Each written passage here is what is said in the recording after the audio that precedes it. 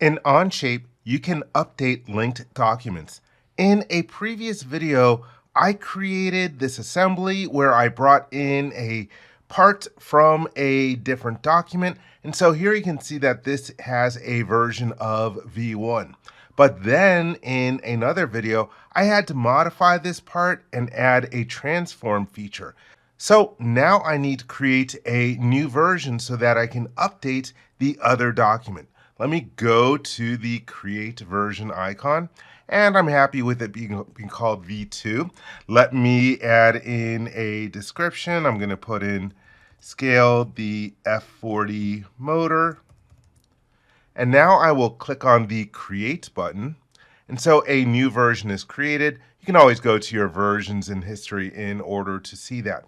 Let me hop back over to my other browser tab, and you'll notice where we had the version icon before, the symbol has changed. And now it's telling me that the version part from other document with newer version. In other words, version V1 can now be replaced with version V2. And there are a few different ways to update this.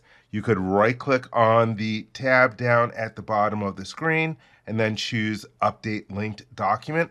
There is also an icon here to update all references to the latest version. And you can also right-click on the line in the instance list and choose Update Linked Document.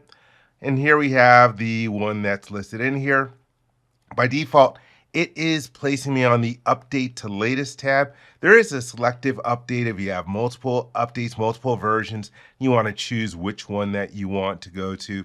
But I'm happy with going to V2. I will click on the Update All button. And now it has updated on the screen. Let me zoom back out.